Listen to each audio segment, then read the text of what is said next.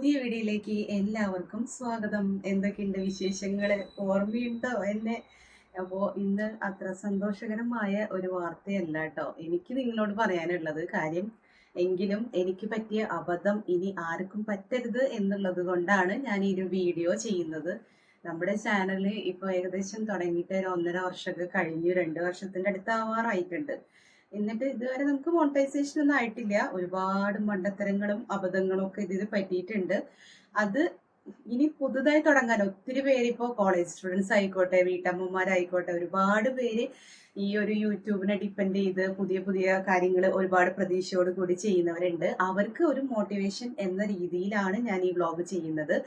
ഇനിയിപ്പോൾ നമ്മുടെ ചാനൽ ഇനി എത്ര നാള് ഇത് ഞാനും ഒരുപാട് നിങ്ങളെ പോലെ തന്നെ ഒരുപാട് ഒരുപാട് ആഗ്രഹിച്ചു തുടങ്ങിയ ചാനലാണ്.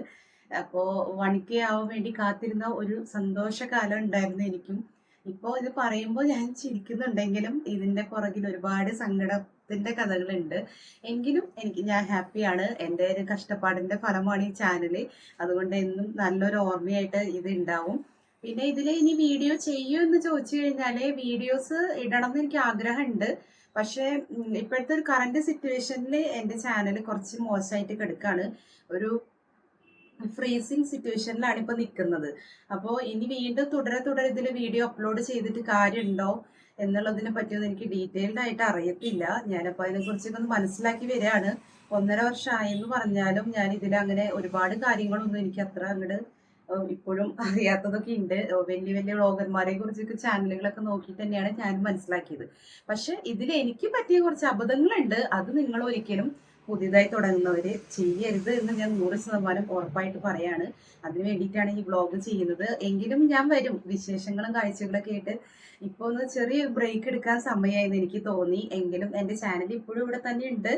ഞാൻ വരും. അത് പക്ഷെ കുറച്ചും കൂടി പ്ലാൻ ചെയ്തിട്ടാണ്. പിന്നെ ഞാനൊരു കുഞ്ഞൊരു ചാനൽ കൂടി ഓപ്പൺ ചെയ്തിട്ടുണ്ട്. പക്ഷെ അതൊരിക്കലും നമ്മുടെ ഇതല്ല, എൻ്റെ ഡെയിലി വ്ളോഗ്സ് ആയിരിക്കില്ല ഇതിൽ അപ്ലോഡ് ചെയ്യുക. ഞാൻ കൂടുതലും അതിൽ നമ്മുടെ സെലിബ്രിറ്റി റിലേറ്റഡ്, മൂവി റിലേറ്റഡ് ഞാൻ നമ്മുടെ കമ്മ്യൂണിറ്റി ടാബിൽ പോസ്റ്റ് ഇട്ടിട്ടുണ്ട്. നമ്മുടെ ചാനലിൻ്റെ ഇഷ്ടമുള്ളവർക്ക് അങ്ങനത്തെ സിനിമ വിശേഷങ്ങളും കാര്യങ്ങളൊക്കെ അറിയാൻ, സിനിമാ ലോകത്തെ ഗോസിപ്പുകളും കാര്യങ്ങളൊക്കെ അറിയാൻ ഇഷ്ടമുള്ളവരാണെങ്കിൽ നിങ്ങൾക്കത് സബ്സ്ക്രൈബ് ചെയ്ത് സപ്പോർട്ട് ചെയ്യാം.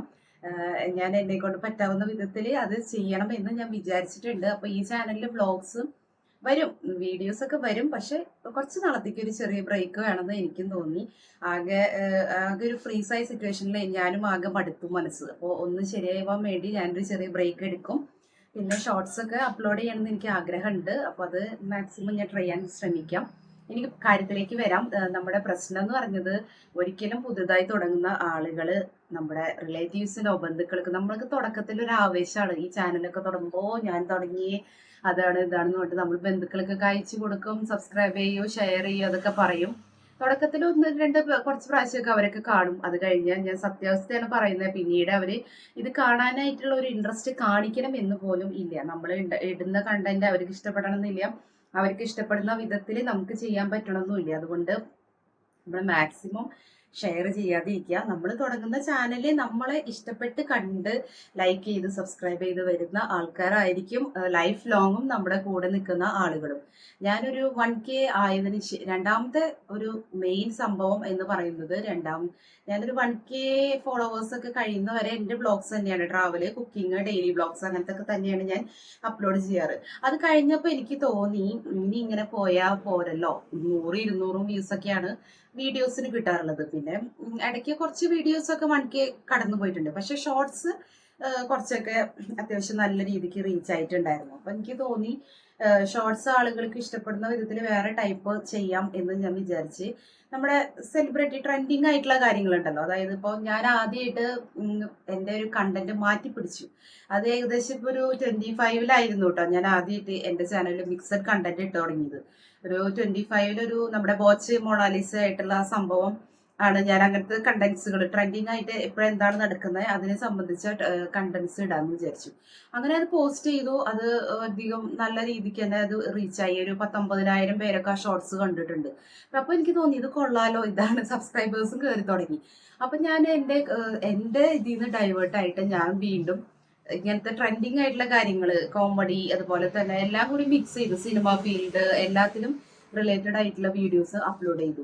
അപ്പൊ അത്യാവശ്യം ഒരു മാസം ഇട്ട വീഡിയോസ് എല്ലാം 20K 30K അങ്ങനെ ഷോർട്സ് എല്ലാം കയറിപ്പോയി. അപ്പൊ എനിക്ക് തോന്നി ഇത് സംഭവം കൊള്ളാലോ, ഇതാണല്ലോ സബ്സ്ക്രൈബേഴ്സ് കയറാനായിട്ട് നല്ല പരിപാടി എന്ന് വിചാരിച്ചിട്ട് നമ്മുടെ ഇത്രയും കാലം ചെയ്തു വന്നിട്ടുള്ള കണ്ടന്റിൽ നിന്ന് മാറി ഞാൻ മിക്സഡ് കണ്ടന്റിലേക്ക് പോയി. അത് ഒരിക്കലും നിങ്ങൾ ചെയ്യരുത്, ശുദ്ധ മണ്ടത്തരാണ്.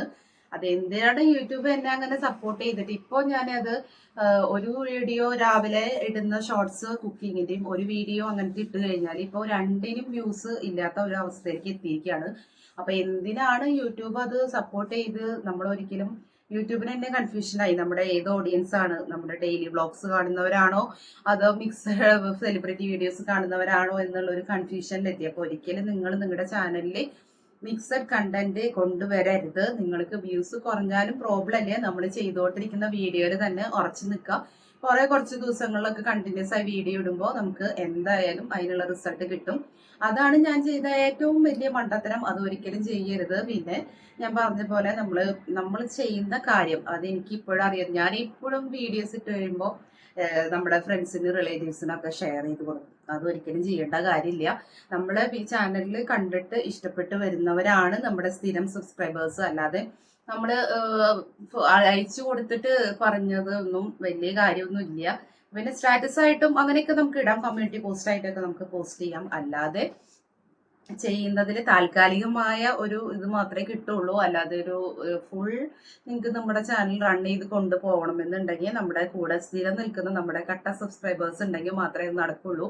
പിന്നെ വ്യൂസ് തുടക്കത്തിലൊക്കെ എല്ലാവർക്കും കുറയുന്ന പോലെ തന്നെ കുറവായിരുന്നു. പക്ഷെ എൻ്റെ 1-2 വീഡിയോസ് 5Kയും 2Kയും അങ്ങനെയൊക്കെ വന്നിട്ടുണ്ട്. അപ്പോൾ ഒരുപാട് പ്രതീക്ഷകളൊക്കെ ഉണ്ടായിരുന്നു എനിക്ക് ചാനലിൽ നമുക്ക് ഉയർത്തി കൊണ്ടുവരാം. പക്ഷെ അങ്ങനെ എല്ലാം കാത്തിരുന്നിരുന്ന സമയത്ത് 2K ഏകദേശം അടുത്തെത്താറായ സമയത്താണ് ഈ പരിപാടികളൊക്കെ ഞാൻ ചെയ്തത്. ഇപ്പൊ മാർച്ചോട് കൂടി ഏകദേശം നമ്മുടെ ചാനൽ ഒരു ഫ്രീസ് ആയ അവസ്ഥയിലാണ് നിൽക്കുന്നത്. ഇനിയിപ്പോ ഇതിന്റെ വീഡിയോസ് കണ്ടിന്യൂസ് ഇട്ടുകൊണ്ട് പ്രത്യേകിച്ച് ഗുണമുണ്ടോ എന്ന് ചോദിച്ചാൽ എനിക്ക് കറക്റ്റ് അതിനെ പറ്റി പറഞ്ഞു തരാൻ നിങ്ങൾക്ക് അറിയില്ല.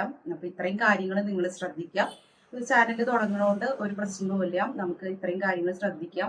പിന്നെ അത്യാവശ്യം നല്ല വീഡിയോ ക്ലാരിറ്റി ഉള്ളതൊക്കെ ചെയ്യാൻ നോക്കാം. നമുക്ക് പറ്റാവുന്ന സാഹചര്യത്തിൽ വലിയ ഐഫോണും കാര്യങ്ങളൊന്നും തുടക്കത്തിൽ പറ്റിയില്ലെങ്കിലും നമ്മുടെ കയ്യിലുള്ള കാര്യങ്ങളൊക്കെ വെച്ച് നമുക്ക് ചെയ്യുകയാണെങ്കിൽ നമുക്ക് അത്യാവശ്യം നല്ല രീതിയിൽ റീച്ചാക്കി എടുക്കാൻ പറ്റും. എനിക്ക് പറ്റിയ മണ്ടത്തരം പുതിയതായി തുടങ്ങുന്ന ആർക്കും പറ്റാതിരിക്കട്ടെ.